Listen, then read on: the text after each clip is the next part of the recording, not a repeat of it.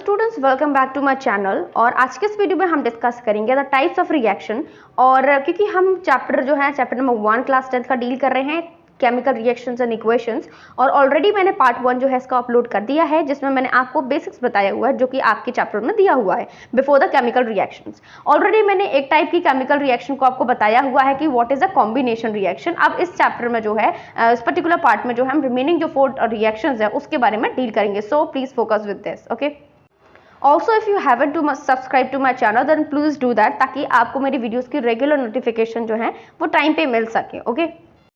सो now students, जो second type की reaction है that is known as the decomposition reaction. जैसे कि वर्ड से ही क्लियर हो रहा है, डीकम्पोज होना मतलब कि कुछ ना कुछ जो है इसमें टूट रहा है। इट मीन्स वो जो है वेरियस पार्ट्स में टूट रहा है। लास्ट हमने रिएक्शन में क्या देखा था? कॉम्बिनेशन। कॉम्बिनेशन का वर्ड ही है कि कंबाइन होना। इसका मतलब क्या हो रहा था कि हमारे पास 2 या उससे भी ज्यादा रिएक्टेंट्स होते थे, उससे हमको सिंगल प्रोडक्ट देखने को मिलता था, है ना। लेकिन इस पर्टिकुलर रिएक्शन जस्ट उल्टा होगा। सो डिकम्पोजिशन रिएक्शन जो है जस्ट ऑपोजिट होती है to that of the combination reaction. Decomposition में क्या होता है, एक सिंगल रिएक्टेंट जो होता है it breaks down into 2 or more products, ठीक है। तो इसकी डेफिनेशन भी है जिसमें सिंगल जो रिएक्टेंट होता है that breaks down in the 2 or more products के फॉर्म पे वो ब्रेक डाउन हो जाता है। लेकिन उसके लिए मीडियम की जरूरत पड़ती है। इसका मतलब कुछ ना कुछ जो है कंडीशन स्टेट्स की जरूरत पड़ती है। लाइक वाइज उसको हीट देना होता है। हीट किसी भी फॉर्म पे भी हो सकता है, लाइक उसको इलेक्ट्रिसिटी के फॉर्म पे देना, है ना। और भी काफी सारे तरीके हो सकते हैं, ठीक है ना। नाउ डिकम्पोजिशन रिएक्शन आपके एनसीईआरटी से चालू करते हैं। सबसे पहले हम देखेंगे एक्टिविटी में। एक्टिविटी में क्या दिया है कि take about 2 gram the ferrous sulphate crystals in a dry boiling tube, ठीक है ना। आपको पहले फेरस सल्फेट के क्रिस्टल्स लेने हैं, देन आपको क्या करना है, दूसरे में आपको कलर नोट करना। सेकंड में बोला गया है कि आप जो है कलर नोट करिए जब आप उसको ड्राई कर लेते हैं ना, उसके बाद। थर्ड में क्या बोलता है कि आपको जो वो बॉइलिंग ट्यूब थी उसको फ्लेम के ऊपर रखकर आपको क्या करना है, उसको थोड़ा सा बॉईल करना है, ताकि you can see the spirit lamp edge. आपको इस तरीके से आप डायग्राम में देख सकते हो कि वो किस तरीके से वो लड़की जो है वो एक्सपेरिमेंट को परफॉर्म कर रही है, राइट। अब इस एक्सपेरिमेंट को देखने के बाद, एक्टिविटी को परफॉर्म करने के बाद, क्या आपने नोटिस किया कि जो ग्रीन कलर जो था आपका फेरस सल्फेट क्रिस्टल्स का वो चेंज हो गया है। अब देखिए क्वेश्चंस कैसे बनते हैं कि फेरस सल्फेट क्रिस्टल्स का कलर कैसा होता है, तो क्या होता है, वो ग्रीन कलर होता है। ये भी आप हर चीज छोटी छोटी बातों को जो है वो नोट करते चलिए। अब देखेंगे आप उसमें कि आप स्मेल भी इसमें देखेंगे। You can also smell the characteristics of the order, that is the burning of sulphur, क्योंकि वहां पर सल्फर भी है ना फेरस सल्फेट में। तो उसकी जब आप केमिस्ट्री लैब में जाकर उस एक्सपेरिमेंट को परफॉर्म करेंगे, then you will come to know कि उसका ऑर्डर जो है वो भी चेंज हो गया है, उसकी स्मेल आप देखेंगे वो भी चेंज हो गई है ना। वो किस वजह से होता है, बर्निंग होता है। अब फेरस सल्फेट का फॉर्मूला क्या होता है, FeSO4। अब आप रिएक्शन पेन और रफ ले लीजिए और आप जो है उस रिएक्शन को नोट डाउन करिए। तो जैसे कि मैंने अर्लियर बोला था कि फेरस सल्फेट क्या है, एक आपका एक रिएक्टेंट है यहाँ पास। तो इस सिंगल रिएक्टेंट जो है पासिंग ऑफ द हीट की वजह से 2 या फिर उससे भी ज्यादा प्रोडक्ट्स में ये ब्रेक डाउन हो रहा है। लाइक फेरस सल्फेट की बात करें, FeSO4, ठीक है। हीट पास करने के बाद वो किसमें होता है, फेरिक ऑक्साइड में कन्वर्ट होता है, प्लस सल्फर डाइऑक्साइड की फॉर्म पे कन्वर्ट होता है। हमने देखा था कि जब हम इसको हीट अप कर रहे थे उसके साथ में हमें स्मेल आ रही थी just because of the burning order of the sulphur की बर्निंग की अडर की स्मेल आ रही थी अपन को, है ना। तो ये सब अपन ने देखा था। उसके साथ साथ हमने चेंजेस क्या देखे थे कि जो ग्रीन कलर था आपका कॉपर सल्फेट, जो आपका फेरस सल्फेट क्रिस्टल्स का, वो भी चेंज हुआ था। So this is all the questions that is linked, है ना, कि एक्टिविटी के साथ कि किस तरीके से इन क्वेश्चंस को लिंक करते हैं और इन्हीं क्वेश्चंस को आपके सामने प्रेजेंट किया जाता है, ओके। नेक्स्टली तो इस तरीके से आप देख लीजिए, क्योंकि एक्टिविटी से इस तरीके से यहाँ क्वेश्चंस जो है डेफिनेटली अराइज होंगे, ओके। नाउ अब आप इस पे से देखेंगे, अगर ऑब्जर्वेशन की बात करूंगा, अबव रिएक्शन जो हमने डिस्कस किया है उसमें मैंने क्या देखा या अपन ने क्या नोटिस किया कि एक सिंगल रिएक्टेंट जो है वो सिंपलर प्रोडक्ट्स में ब्रेक डाउन हो रहा है। तो इस टाइप के रिएक्शंस को क्या बोलते हैं, हम डीकम्पोजिशन रिएक्शन बोलते हैं।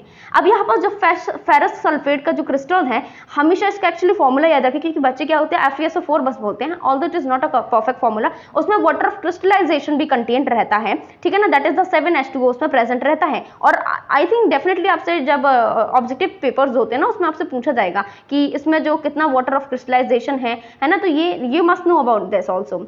सो इस तरीके से उसमें वाटर ऑफ क्रिस्टलाइजेशन के बारे में भी पता होना चाहिए। उसके साथ में हमने ऑब्जर्व किया था कि किस तरीके से यहाँ पास जो कलर जो है जो क्रिस्टल का वो किस तरीके से चेंज हो रहा है। और अगर इट देन उसके बाद ये क्या इसमें डिकम्पोज हो रहा है, फेरिक ऑक्साइड में कन्वर्ट हो रहा है और सल्फर डाइऑक्साइड के फॉर्म पे भी करिए कन्वर्ट हो रहा है और सल्फर ट्राइऑक्साइड के फॉर्म पे। इस तरीके से फेरिक ऑक्साइड क्योंकि एक सॉलिड है और सल्फर डाइऑक्साइड सल्फर ट्राइऑक्साइड क्या है, ये गैसेस के फॉर्म पे है, राइट। अब यहाँ पास हम देखेंगे decomposition of the calcium carbonate. देखिए जब डिकम्पोजिशन होता है कैल्शियम कार्बोनेट का तो हमें हीट की जरूरत पड़ती है डिकम्पोज करने के लिए, ठीक है।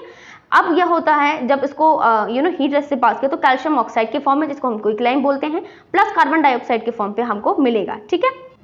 नाउ स्टूडेंट्स, आपको इसी में से लिंक करके एक क्वेश्चन बहुत अच्छे तरीके से पूछा जाता है, that is the thermal decomposition. Thermal decomposition क्या होता है? ऐसा डिकम्पोजिशन जिसमें जो मीडियम होता है, एक्चुअली जो हम कंडीशंस लेते हैं वो हीट लेते हैं। लाइक कैल्शियम कार्बोनेट के फॉर्म पे हम हीट की प्रेजेंस में इसको ब्रेक डाउन हो रहा है वो कैल्शियम कार्बोनेट और हमको कार्बन डाइऑक्साइड मिल रहा है, ठीक है ना। तो इस टाइप की रिएक्शंस को हम क्या बोल देंगे कि ये थर्मल डिकम्पोजिशन रिएक्शन है। तो आपको इसमें ये डेफिनेशन लिखनी होती है, प्लस आपको एक बेसिक एग्जांपल देना बहुत इंपॉर्टेंट है, ठीक है। नाउ नेक्स्ट हम कंसिडर करते हैं अनदर एक्टिविटी। नाउ स्टूडेंट्स, आपको क्या देखना है, अनदर एग्जाम्पल डिकम्पोजिशन को, उसको बड़े अच्छे तरीके से एक्टिविटी के फॉर्म पे आपके एनसीईआरटी में एक्सप्लेन किया गया है।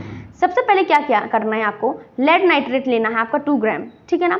अब ये पाउडर को क्या करना है, एक बॉइलिंग ट्यूब पे लेना है। दूसरा क्या करना है, आपको इसको होल्ड करके रखना है, आपकी जो बॉइलिंग ट्यूब है, with a pair of tongs and basically level it over a flower, ठीक है। बेसिकली इसको होल्ड करके जिस तरीके से आपको दिखाया गया है और किस तरीके से हीट आपको दिखाना है, इसको बर्नसन बर्नर एक्चुअली बोलते हैं। जब आप केमिस्ट्री लैब में जाएंगे तब आप सारी जितने इंस्ट्रूमेंट्स हैं वहाँ पास देखेंगे and you will come to know कि वो एक्चुअली है क्या, ठीक है ना। अब हम क्या देखेंगे कि एमिशंस हो रहे हैं यहाँ पास ब्राउन फ्यूम्स का, और ये एक्चुअली है क्या, ब्राउन फ्यूम्स का जो एमिशन यहाँ हो रहा है वो नाइट्रोजन डाइऑक्साइड है, और इस पर्टिकुलर रिएक्शन किस तरीके से टेक प्लेस हो रही है हम वो भी देखेंगे। बट उससे पहले मैं ये बता दूं कि इस टाइप के जो क्वेश्चन है ना बहुत ज़्यादा रेलेवेंट है, स्टूडेंट्स हमेशा इसी पे नंबर करते हैं क्योंकि उन लोग एक्टिविटी पे ध्यान नहीं देते हैं, और दो एक्टिविटी बहुत इंटरेस्टिंग होती है ना, क्योंकि वहाँ से आपको काफ़ी सारी चीज़ें भी पता चलती हैं। और आई थिंक ये प्रैक्टिकल अप्रोच होता है जब अपना, तो आपको मेमोराइज नहीं कुछ भी करना होता है, सो दैट्स वाई एक पॉजिटिव पॉइंट भी ये हो जाता है आपके लिए। Now students, let's watch it's reaction किस तरीके से होता है। तो हमने देखा था एक्टिविटी में कि जो लेड नाइट्रेट है जब हीट को पास आउट करते हैं तो वो लेड ऑक्साइड में कन्वर्ट होता है, प्लस नाइट्रोजन डाइऑक्साइड में कन्वर्जन होता है, प्लस ऑक्सीजन में कन्वर्जन होता है। अब इस टाइप की जो एक्टिविटी में जो इंपॉर्टेंट क्वेश्चन आपका जो रोल प्ले करता है वो ये है कि जब आप इसको हीट करते हैं तो उसमें आपको ब्राउन फ्यूम्स दिखते हैं, और वो ब्राउन फ्यूम्स किसके होते हैं तो आपको बताना है वो नाइट्रोजन डाइऑक्साइड के होते हैं, ठीक है। और आपको इसका केमिकल फॉर्मूला भी याद करना, that is very important from examination point of view, ठीक है। नाउ हम अनदर टाइप ऑफ रिएक्शन पढ़ते हैं, दैट इज एक्टिविटी 1.7 के बारे में भी पढ़ते हैं कि उसमें किसके बारे में एक्चुअली डिस्कस किया गया है। सो स्टूडेंट्स, एक्टिविटी 1.7 में जो है बेसिकली इलेक्ट्रोलिसिस ऑफ वाटर को डिनोट किया गया है और किस तरीके से उसको परफॉर्म किया गया है उसके बारे में प्रोसेस दी गई है उसकी। So let's get started. Firstly तो सेटल आप देख सकते हैं कि किस तरीके से जो है उसका सेटलमेंट बनाया गया है, पूरे तरीके से अरेंजमेंट किस तरीके से बनाया गया है। अब एक्टिविटी में देखते हैं पॉइंट्स क्या मेंशन है। फर्स्ट ऑफ ऑल इसमें दिया गया है, पहला पॉइंट है कि टेक अ प्लास्टिक मग, आपको प्लास्टिक मग लेना है और उसमें आपको 2 होल्स को ड्रिल करना है एट इट्स बेस, और उसको एक रबर स्टॉपर के साथ में इसको फिक्स कर देना इन होल्स में, ताकि जो उसमें जो है आपको इलेक्ट्रोड्स को फिट करना है, ठीक है ना, इन रबर स्टॉपर्स पे। सेकेंडली क्या करना है, आपको connect these electrodes to a 6 volt battery. अब आपको इन जो आपका इलेक्ट्रोड आपने बनाया है, ठीक है ना, एनोड टू कैथोड ये दोनों हैं, इनको किससे कनेक्ट करना है, एक बैटरी से करना है जो कि 6 वोल्ट की है। फिर नेक्स्टली क्या मेंशन किया है कि आपको क्या करना है, मग को फिल करना है वाटर के साथ में, ताकि कि जो इलेक्ट्रोड्स हैं उसमें सबमर्ज हो जाएं, ठीक है ना। आपको कुछ एक्स्ट्रा ट्यूब्स जो है basically few drops of dilute sulphuric acid को उस पर वाटर पे ऐड करना है, तो सल्फ्यूरिक एसिड को वाटर पे आपको कुछ ऐड कर देना है। उसके बाद है take basically the 2 test tubes जो हैं जो कि वाटर से फिल्ड अप होंगी and invert them over the 2 carbon electrodes, ठीक है। उसके बाद है switch on the current and leave the apparatus undisturbed for some time. तो आपको क्या करना है कि आपको करंट को स्विच को ऑन कर देना है ताकि करंट इस पे फ्लो होने लगे, और आपको इसको बिना डिस्टर्ब किए हुए सब पर्चेस को बेसिकली कुछ टाइम के लिए उसको अनडिस्टर्ब्ड वे में रखना है। उसके बाद है कि you will observe the formation of the bubbles at both the electrodes. आपको क्या करना है कि दोनों ही इलेक्ट्रोड्स में आपको ऑब्जर्व करना है कि किस तरीके से बबल्स का फॉर्मेशन होता है, किस तरीके से आपको वो सारी चीज़ें ऑब्जर्व करनी है। नाउ ये जो बबल्स हैं बेसिकली ये क्या करते हैं, it displaces the water in the test tube. Now question arises होते हैं कि अब फाइनली कि is the volume of the gas that is collected the same in both in the test tube. Secondly question होता है once the test tubes are filled with the respective gases remove them carefully. ये आपको करना है, मतलब perform करने के लिए बोला गया है। उसके बाद आपको बोला गया है कि test these gases one by bringing the burning candle and close to the mouth of the test tube. आपको क्या करना है कि आपको एक कैंडल, जलती हुई कैंडल को लाना है इसके पास में, और आपको देखना है कि बार बार मतलब उसके पास में रखना है और उसको गैसेस को जब वहाँ से पास हो रहे हैं तो गैसेस को टेस्ट करने के लिए बेसिकली। नाउ आपको क्वेश्चन क्या रखना है कि थोड़ा सा आप टीचर के एडवाइस, जब टीचर आपके साथ प्रेजेंट हो then only you have to perform that. उसके बाद आता है कि सिचुएशन में पूछा गया है कि इन दोनों केसेस में एक्चुअली हो क्या रहा है और कौन सी गैस जो है इस प्रेजेंट है हर एक टेस्ट ट्यूब की बात करें तो। ठीक है, तो देखिए जब हम कैथोड की बात करते हैं और एनोड की बात करते हैं, देखो एनोड जो है बेसिकली ऑब्वियसली क्या है, एक पॉजिटिवली चार्ज है। पॉजिटिवली चार्ज जो है इलेक्ट्रोड वाला पार्ट होता है ये, और कैथोड जो होता है वो नेगेटिवली चार्ज वन होता है। ठीक है, अब देखते हैं यहाँ पर जो ऑब्वियसली जो ऑक्सीजन है, ठीक है ना, तो उसको क्या माना जाता है कि ये नेगेटिवली वाला है, क्योंकि ये क्या करता है आइंस को उसको चाहिए पड़ता है। दैट्स वाई आपने जब एक्चुअली जब नेक्स्ट जब पीरियोडिक टेबल पढ़ेंगे तब आपको इसका ब्रॉड अंडरस्टैंडिंग होगी, वहाँ पास देखेंगे तो उसमें माइनस चार्ज होता है। ठीक है, इसके पास से माइनस चार्ज है तो वो ऑपोजिटली आइंस कैथोड के पास जाएगा। इट मीन्स जो है एक डिफरेंट वाले चार्जेस के पास ये जाएगा। फॉर एग्जाम्पल अगर वो एक पॉजिटिव चार्ज है तो वो नेगेटिव के पास अट्रैक्ट होगा, नेगेटिव है तो वो पॉजिटिव पास अट्रैक्ट होगा, है ना। This is all about the phenomena which is taking place over here. ठीक है, तो लाइकवाइज कैथोड के पास कौन जाएगा, हाइड्रोजन जाएगा जो कि पॉजिटिवली चार्ज है, वो नेगेटिव की तरफ जो है अट्रैक्ट होगा। एनोड के पास कौन जाएगा, ऑक्सीजन जाएगा, है ना। तो इस तरीके से हमने 1.7 एक्टिविटी देखा और कौन सा पार्ट जो है कहाँ पास जो हो गया। और इलेक्ट्रोलिसिस में मतलब बेसिकली क्या है कि H2O है ना, H2O लिखते हैं ना, तो जो ये ब्रेकडाउन होता है in the presence of electricity, sorry आपको जो है उस एरो के ऊपर इलेक्ट्रिसिटी लिखना है। जब ब्रेकडाउन होगा तो H2 + O2, ठीक है ना, ये हाइड्रोजन प्लस ऑक्सीजन ये अलग अलग ब्रेकडाउन हो जाएगा। And this is how this reaction takes place, and इस तरीके से आपका डिकम्पोजिशन रिएक्शन आपको देखने को मिलती है। ठीक है, नाउ एक और एक्टिविटी आपको मैं दी गई है, that is 1.8, so let's discuss about that. Now students activity 1.8 दी गई है। इस एक्टिविटी का क्या कहना है, इसमें क्या करना है, पहला आपको 2 ग्राम सिल्वर क्लोराइड लेने के लिए बोला गया है एक चाइना डिश पे, और उसमें बोला गया है व्हाट इज इट्स कलर। आपको पहले आपको कलर को ऑब्जर्व करना है कि उसका कलर कैसा है। उसके बाद बोला गया है कि इसको सनलाइट में रखना है कुछ समय के लिए, और फिर आपको दोबारा से कलर ऑब्जर्व करने के लिए बोला गया है। इससे हमें ये तो क्लियर हो रहा है कि चेंजेस इन कलर हमको देखने को मिल रहा है। मतलब कि अब आप देखोगे कि जो सिल्वर क्लोराइड था बेसिकली किस कलर का होता है, व्हाइट कलर का, वो किस में कन्वर्ट हो गया है, वो ग्रे कलर का कन्वर्ट हो गया है in the presence of sunlight. तो बहुत ही इंपॉर्टेंट क्वेश्चन है क्योंकि इसमें पूछा जाएगा कि कन्वर्जन किस तरीके से हुआ है इसमें, और ये जो है ये किस वजह से होता है, डिकम्पोजिशन हो जाता है सिल्वर क्लोराइड का सिल्वर में प्लस क्लोराइड में। तो जो होता है जो AgCl होता है वो सनलाइट की प्रेजेंस में H जो है Ag + Cl2 में कन्वर्ट हो जाता है, इस तरीके से डिकम्पोज हो जाता है। ठीक है, तो उसी के साथ हम एक और एग्जाम्पल आपकी NCERT पे दिया हुआ है, दैट इज AgBr, मतलब कि सिल्वर ब्रोमाइड जो होता है अगर हम उसको सनलाइट पे रखते हैं तो वो किस में कन्वर्ट होता है, सिल्वर प्लस ब्रोमाइड में। इस तरीके से वो ब्रेक डाउन हो जाता है, this is called the decomposition.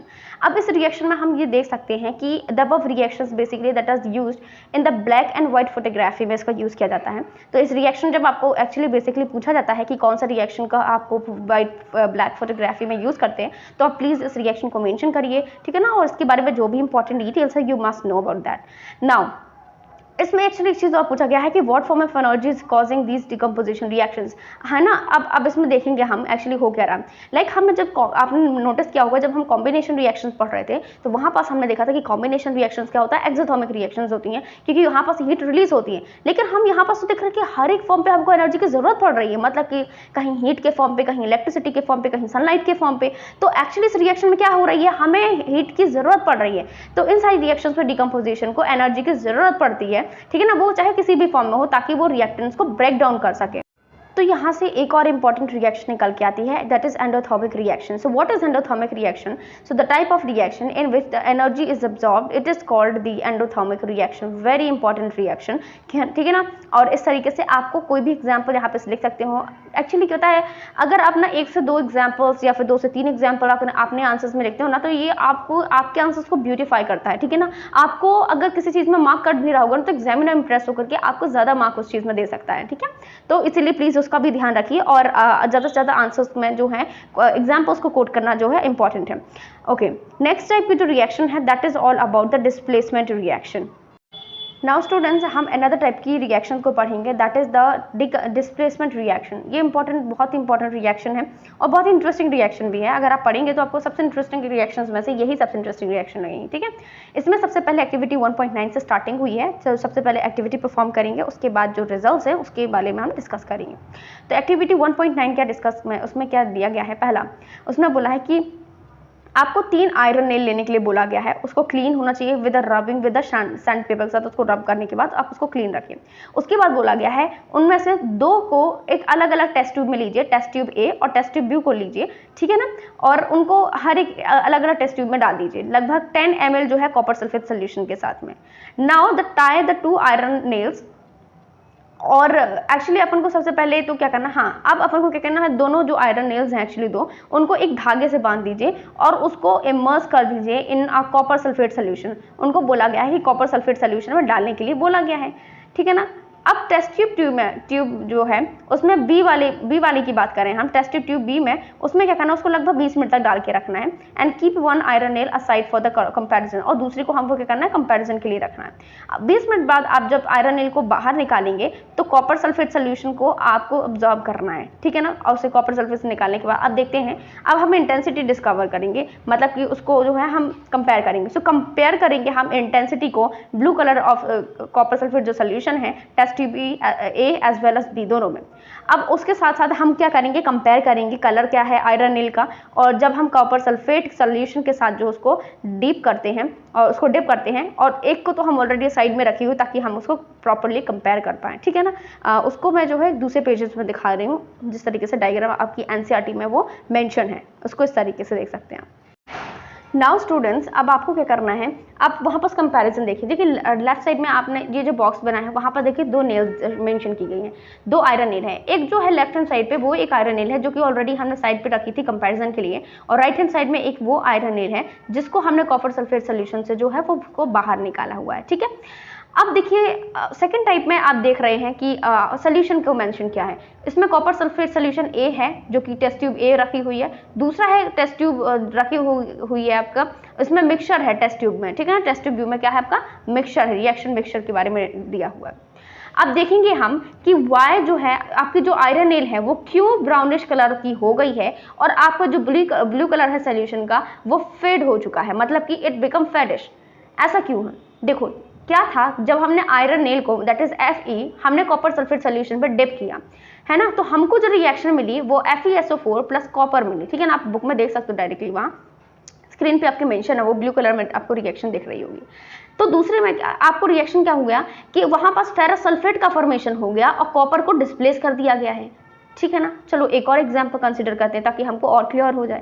पहला क्या है, इस रिएक्शन में अपन फिर से देखेंगे कि आयरन जो है दैट हैज डिस्प्लेस्ड और रिमूव द अनदर एलिमेंट। तो इस पर्टिकुलर रिएक्शन में हम क्या देख रहे हैं कि आयरन जो है, जो पावरफुल एलिमेंट है, उसने किसको रिप्लेस कर दिया है, जो वीक है ना, जो कम रिएक्टिविटी वाली है, उसको उसने रिप्लेस कर दिया है from the copper sulphate solution. तो इस टाइप के रिएक्शन को हम बोलते हैं डिस्प्लेसमेंट रिएक्शन। कुछ अदर एग्जाम्पल्स को कंसिडर करेंगे हम, जैसे कि जब जिंक का रिएक्शन हम कॉपर सल्फेट के साथ कराते हैं तो हमको जिंक सल्फेट मिलेगा प्लस कॉपर मिलता है, ठीक है ना। उसी तरीके से तीसरी रिएक्शन दी गई है, जब हम लेड का रिएक्शन कॉपर क्लोराइड के साथ कराते थे, हम COCl2 के साथ कराते तो हमको लेड क्लोराइड मिलता था प्लस कॉपर मिलता था। तो यहाँ पास देखेंगे जिंक हो गया, यहाँ पास लेड हो गया, कि ज्यादा रिएक्टिव एलिमेंट्स हैं देन द कॉपर। तो कॉपर की कंपैरेटिवली ये कैसी है, ज्यादा रिएक्टिव एलिमेंट्स होती हैं। तो ये क्या करती हैं, they displace the copper from its compounds. ये क्या करती हैं, कॉपर को उसके कंपाउंड से जो डिस्प्लेस कर देती हैं। मतलब कि अब हम सिंपल वर्ड्स में वैसा बोल सकते हैं कि ऐसी reaction, the kind of reaction in which the highly reactive element displaces a less reactive element from its compound, ऐसे रिएक्शन को बोलते हैं हम that is called decomposition displacement reaction. जैसे वर्ड से ही क्लियर हो रहा है, किसी एक इंसान को या फिर किसी एलिमेंट को डिस्प्लेस करना from the position of its initial compound, ठीक है ना। तो इस तरीके से इसमें पूरा प्रोसेस टेक प्लेस हो रहा है। तो मैंने डिसाइड किया है कि इस पर्टिकुलर वीडियो में जो है अपन दोनों ही केवल रिएक्शंस के बारे में देखेंगे, और जो रिमेनिंग 2 रिएक्शंस हैं उसको हम आने वाली जो नेक्स्ट पार्ट में है उसमें देखेंगे, क्योंकि वीडियो काफ़ी लेंदी हो जाएगा, ठीक है ना। तो आई होप आपको पूरा क्लैरिटी हो गई होगी इस पर्टिकुलर टॉपिक के बारे में। And if you have any doubts then please you can just definitely ask me on the comment sections regarding all your doubts. Okay, thanks for watching the video and do subscribe to my channel.